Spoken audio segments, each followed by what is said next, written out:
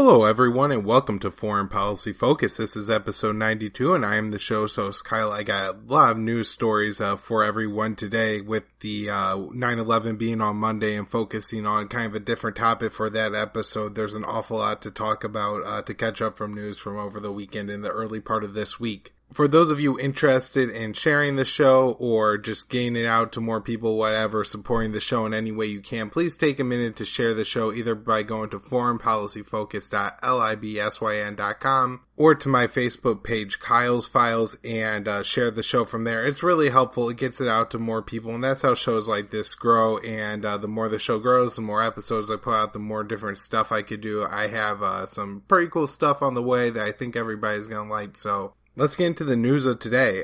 The first thing is we have a vote, on repealing the 2001 authorization of use of military force. And this was, of course, the 2001 bill that was passed within a week of 9/11. In fact, we're probably coming up on the 16th anniversary of that resolution and probably the official kickoff to the war on terror. And this vote occurred in the House, and I believe only one congressman in total voted against that, and that was Barbara Lee, a Democrat from California, who actually voted against this 2001 authorization of use of military force.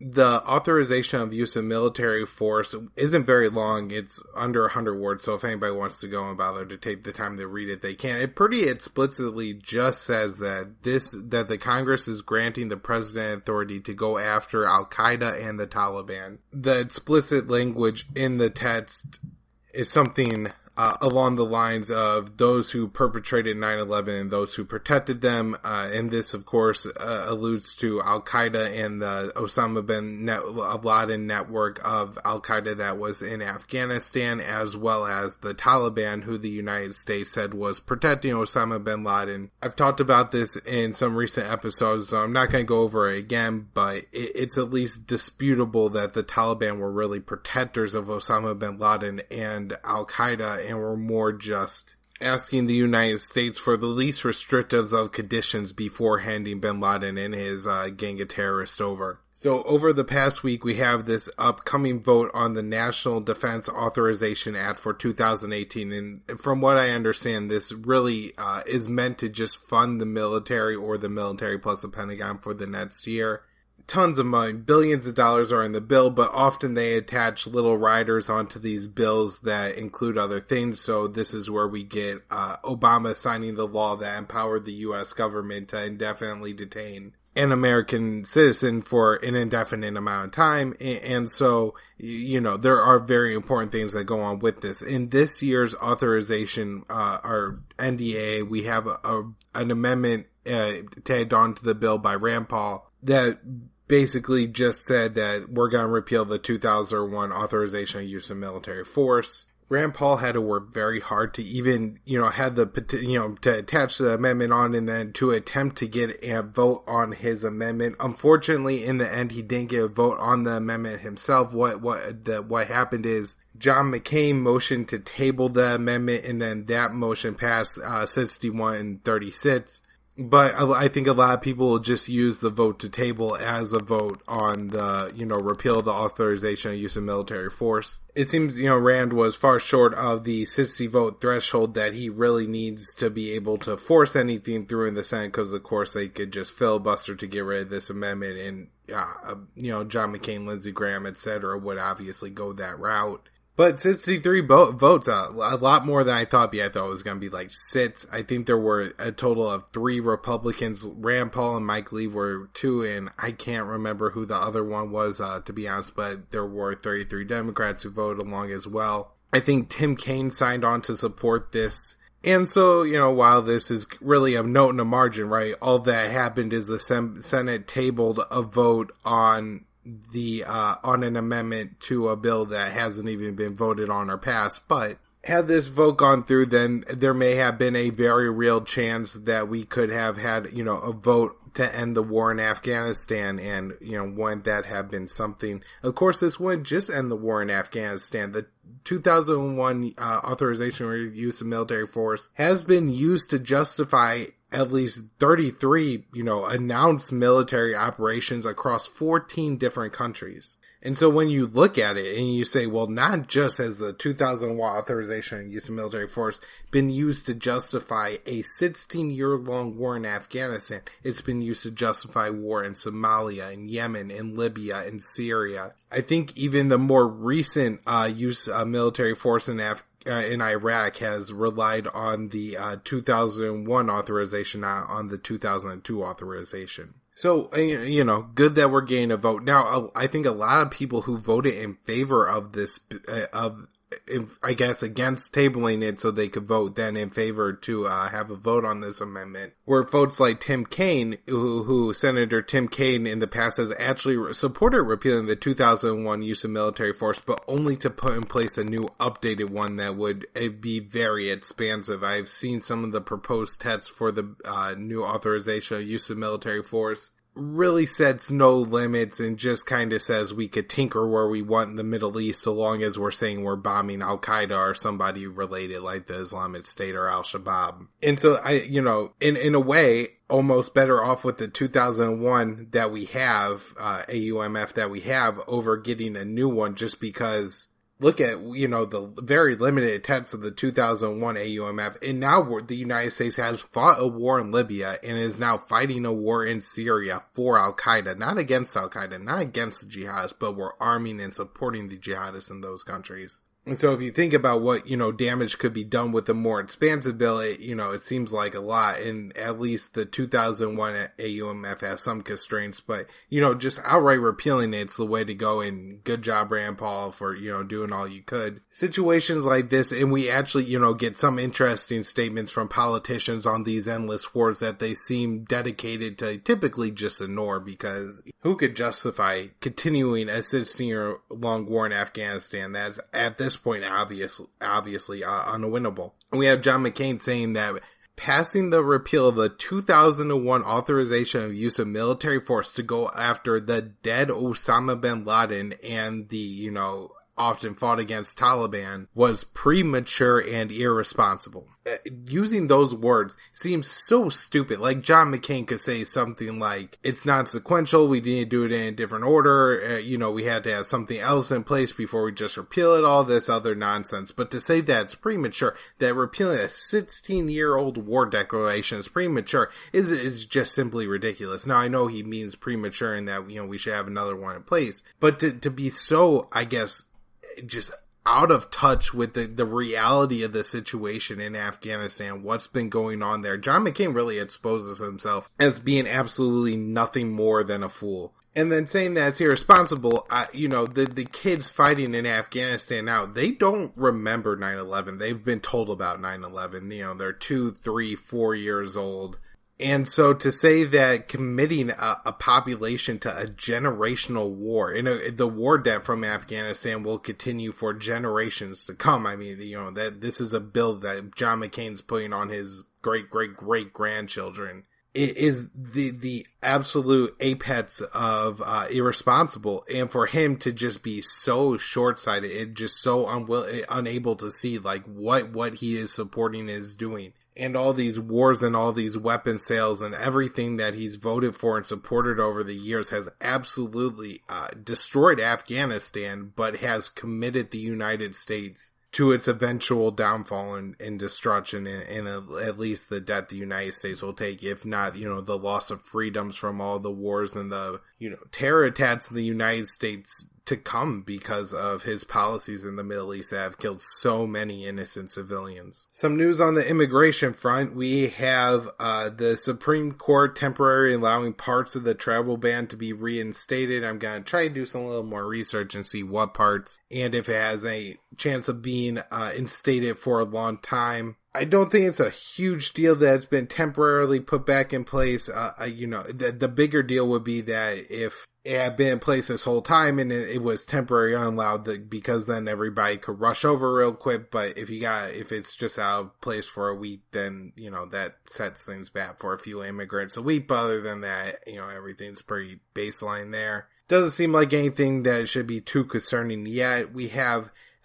Chief of Staff Joe Kelly and National Security Advisor H.R. McMaster pushing Trump to sign amnesty bill for the Dreamers. I find it interesting that, two generals and two men on foreign, with their views on foreign policy are looking for amnesty for the Dreamers. I do think that the military kind of sees the Dreamers. Part of the program was that they could enlist in the military, so maybe they think this is a good way for them to get some skilled young people to join up the military. And we have the State Department approving of $3.8 billion in weapon sales to Bahrain. The weapon sales include F-16s and a bunch of anti-tank missiles. I think the anti-tank missiles are significant because Bahrain is part of this GCC kind of coalition with Qatar, Saudi Arabia, the UAE, that in the past has funneled weapons to the Syrian rebels, especially jihadist-linked Syrian rebels, giving them anti-tank tow missiles.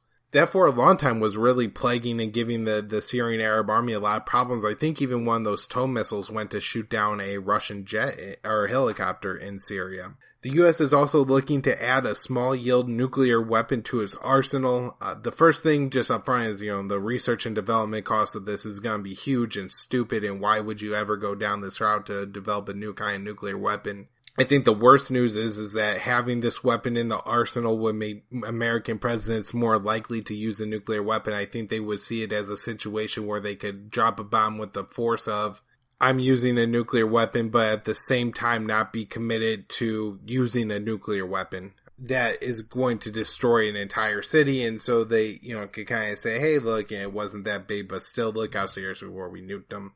Anyways, having a different size nuclear bomb, I think, would only give the president another option to use a nuclear weapon. And of course, I think once one nuclear weapon is off the table or, on the battlefield, then if the Chinese don't have a tactical nuclear weapon, well, then they're going to fire back with one of their big bad hydrogen bombs. So it doesn't seem all that beneficial to me. You'll often hear these small-yield nuclear weapons referred to as tactical nuclear weapons or battlefield nuclear weapons, and they're kind of, billed as being a weapon that could destroy an army. So if you're in the situation of maybe the Pakistanis who have developed these tactical nuclear weapons, they feel like if a massive Chinese army attempted to come across their borders, they could then use these tactical nuclear weapons to wipe out the Chinese armies without necessarily hitting any large civilian population centers.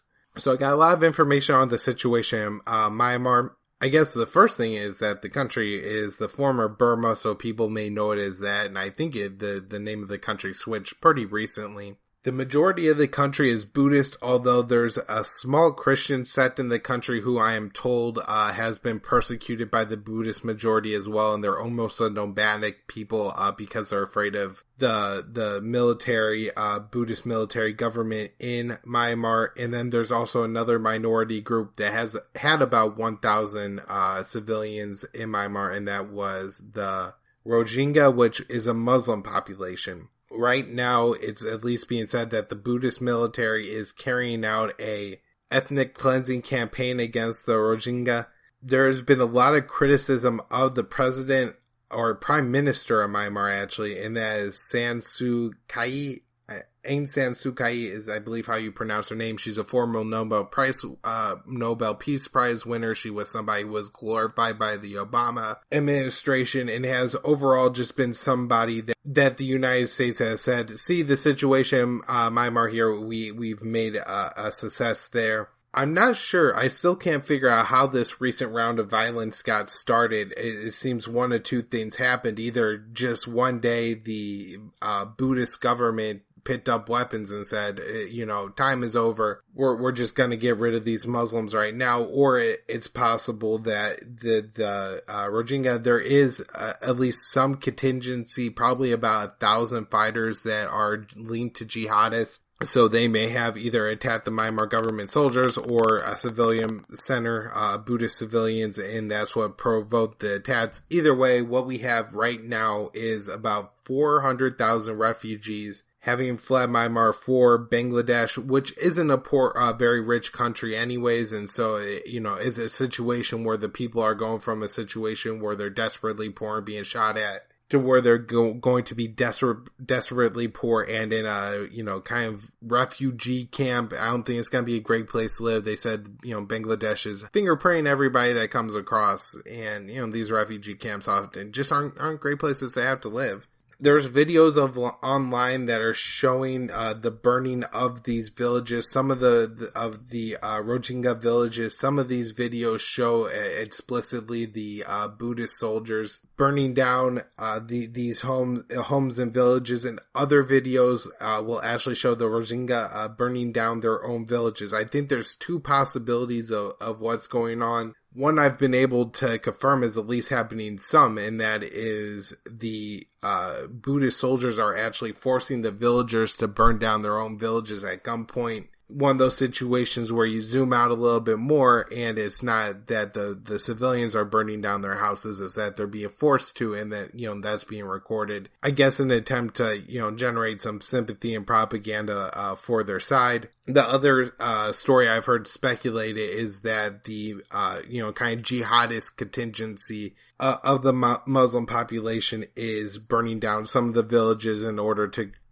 gain some international support and sympathy as well. It does seem like there is an effort, at least on some parts of the government, to carry out this, ethnic cleansing campaign, whether it's by, just chasing them all across the border or killing them. There's a lot of civilians turning up with bullet wounds and, broken limbs. There are civilians that are reporting that other civilians are being killed as they fled. A lot of it sounds like almost like the soldiers are just kind of firing at the villages to get people to run away, and if they happen to shoot somebody, they happen to shoot somebody. And, this has gone without criticism from the Nobel Peace Prize winner, which is a big problem for a lot of people. She started to draw some criticisms for failing to have any criticisms herself of the raids. In fact, she supported the narrative that the Rohingya people are doing this to themselves. Leading up to the situation that we have in Myanmar, we have several incidents in the past of these little things like battles and civil wars going on between the Rohingya and the government. In fact, there's up to 40,000 undocumented Rohingya living in India right now, which is a country that's located pretty close to and I think shares a small border with Myanmar.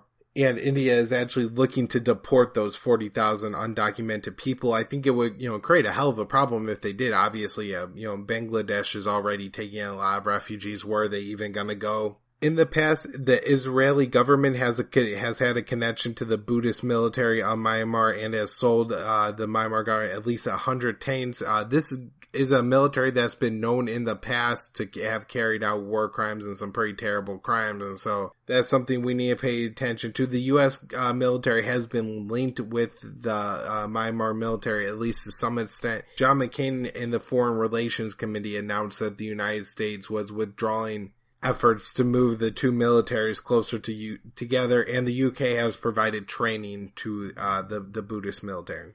So if anybody, has any real good articles on what's going on here, please send me links over. I'm reading everything I can. I'm listening to everything I can. I'm learning a little bit about the situation, but there's just now a whole lot of really good information out there. Marko Manjanovic, probably said his name really wrong, but my apologies, who is actually blogs on the Libertarian Institute like myself, had a pretty good article on it saying that it's pretty unlikely that the Buddhists just decided that, well, it's Tuesday, so let's go start that ethnic cleansing campaign. I'm sure there was lead-ups to this event, and there's a lot more still to be discovered and reported, so I'll try to bring that to your attention as I find it. The UN has applied new sanctions to North Korea. The new sanctions are a watered-down version of the sanctions that the U.S. proposed to the UN that would have completely cut off all oil imports to North Korea. This new will limit the amount of oil imports to North Korea, and I believe will prevent any textile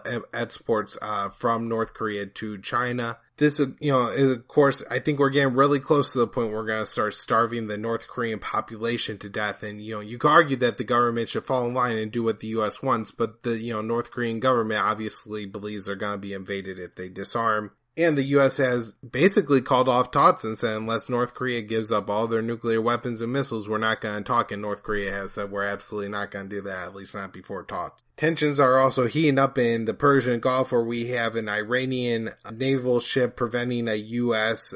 Navy ship from sailing too close to a disabled Iranian fishing boat that was in the Persian Gulf. The amount of people in the media that are like, this is so provocative by Iran, and nobody's saying that it's provocative by the United States. Imagine there's off the coast of the United States, there's a disabled U.S. fishing boat, and a Russian ship approached that fishing boat. That would be provocative to the point where some Americans would be calling for the United States to blow the Russian ship out of the water. And here we are doing it right off the coast of Iran in the Persian Gulf.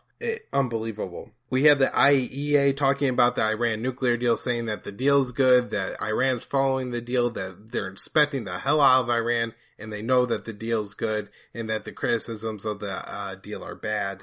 We also apparently had a spat at Arab League meeting in Cairo between the diplomats for Qatar, the UAE, and Saudi Arabia. They started yelling at each other. Things, I guess, were provoked when Qatar suggested that that they should move closer to Iran diplomatically. My apologies for not talking about the situation in the Philippines in the city of Marari a little bit more, but that's still going on, everyone, and it's been a while since I covered it. I just haven't seen many stories on it. I know several times I had talked about the Philippines government declaring that they had just about had all the Islamists defeated and it was all over but the crying now, really, and everybody could stop watching, but they're still holding out. And so this has been a long campaign, over 3 months now. I saw that ISIS is now putting out some propaganda videos telling people to go to the Philippines over the Middle East, so I kind of see what happens there moving forward. Another story out of the Philippines is as they dedicated an annual budget of $20 to the organizations tasked with enforcing Duterte's drug war. Of course, that drug war has been extremely violent and criticized pretty well internationally, actually. People are kind of stepping up to the plate on that one. A lot of innocent people have ended up dead, and Duterte's basically allowed his country to just gun down any drug users in the streets. Moving to the Middle East, we have about 500 bombs dropped on Afghanistan in August. Actually, more than 500 bombs dropped on Afghanistan in August. This is a 5-year high. Mass officially signed the order to send 3,500 additional troops to Afghanistan. Of course, the United States already admit that the numbers were closer to 11,500, so this will put the United States at about 15,000 troops being stationed in Afghanistan. The 3,500 that are being sent over there now are from a variety of different military branches. We had some coalition forces that were injured in a suicide bombing attack carried out by the Taliban. The Taliban cited the offensive U.S. leaflet that was dropped over Afghani city as a reason for the attack. I'm not sure if the coalition forces were actually U.S. forces. I did see that. I also saw that 5 U.S. soldiers were injured in a suicide attack in Afghanistan. I'm not sure if this is the same attack or a different one. We have the U.S. ambassador to Afghanistan saying the U.S. would never allow Afghanistan to be an ungoverned safe haven for jihadists again. This is absolutely a same thing to say because if anything, the U.S. action in Afghanistan has created an ungoverned terrorist safe haven. And we have 35 civilians kidnapped at checkpoints by ISIS or the Taliban in northern Afghanistan. This is in pretty recent weeks. So it seems like kind of a newer disturbing trend where I'm seeing a lot of stories about kidnappings of just Afghani civilians happening in northern Afghanistan. And I'm not sure if this has anything to do with the ISIS and Taliban split or not, but both groups seem to be engaging in it. In Iraq, we had the Iraqi Kurds announcing that they're going to move forward with the secession vote. That there was some talk that they may pull back on it if the Iraqi government was willing to make some concessions. Apparently, the Iraqi government wasn't willing to make enough concessions. But the Iraqi government did empower the prime minister to keep the current borders of Iraq, which was kind of a resolution passed to say if the Kurds did vote for independence, the prime minister could take necessary action to prevent the Kurds from achieving that independence. We have a video released by ISIS showing them using a lot of U.S. weapons and just more of the same. You know, the more weapons we put in the Middle East, the more that the jihadists are going to be using the really good U.S. weapons. Apparently, they really like the M14s. We right now have 1,300 family members of ISIS members being held in a camp in Iraq. And man, it seems like, what are you going to do with these people? It's just another one of the consequences of war. I'm going to run through some stories on Syria really quick. We have over 100 civilians in the Deir Zor area of Syria killed by Russia in the past week or so. 69 since Sunday, and then there were 34 towards the end of last week. Russia claims to have killed a lot of ISIS commanders and has dropped what they claim to be the father of all bombs in Syria near Deir Zor. The father of all bombs would be Russia's largest non-nuclear weapon, the Moab, or the mother of all bombs being the American counterpart, and we dropped one of those in Afghanistan pretty recently, so there may be some, kind of games played there. Of course, absolutely terrible that Russia is doing this, and Russia suffers blowback as well. I talked about a couple weeks ago that there was a terrorist attack in Russia where a police officer was killed by somebody claiming to be related to ISIS. We had the U.S. coalition blowing up an ISIS jail. I had talked about this in the past. People in the ISIS jail are not necessarily criminals. They're people who smoke cigarettes or own cell phones. And so I think it's a way that the United States kind of gets away with killing civilians is by saying, oh, we blew up a jail and 18 prisoners died. Well, 18 ISIS prisoners means 18 probably innocent people. Iran will rebuild Syrians' power infrastructure and power grid, and just showing that, this war has really moved Iran and empowered Iran in the region. In Deir ez-Zor, we have the Syrian government breaking the siege, and it really looks like chasing ISIS out of the city. From the number of civilian deaths, it looks like Russia is just carrying out a pretty heavy bombing, ruthless campaign like the United States has done in Raqqa or in West Mosul, so that, this may be the strategy that the superpowers are moving to now, which is don't care if you kill civilians, just kill everybody in the way. In Egypt, Sinai, we have ISIS killing 16 police officers in a raid. In Yemen, we have 26 children being killed by the Saudi coalition since June. Of course, these numbers are already low and don't count the number of children starving to death because Saudi Arabia doesn't allow, enough food into the country or medicine into the country, are those who are contracting the cholera that Saudi Arabia has weaponized. Last thing I want to mention that is we have Israeli jet planes flying real low in Libya, apparently, in Lebanon, and apparently breaking the sound barrier so low that it's causing some damage to homes. Seems like a pretty provocative move and seemed to upset the Lebanon government quite a bit, and so this is maybe just a story to keep your eye on in the weeks moving forward, and I'll try to do the same. Of course, I do a show here every Monday, Wednesday, and Friday, so to hear the follow-ups on all these stories and any new news coming out, please check out and come back to the show on Friday. You can find the show at foreignpolicyfocus.libsyn.com or on Facebook. Kyle's Files is the page. You follow me on Twitter at KYAAALE. I'm always blogging all my news roundups, which I do every day up here at the libertarianinstitute.org. Scott Horn and the boys do a great job over there, so I highly recommend you check that out. And my personal website is kylesfilesblog.com. Thanks, everyone.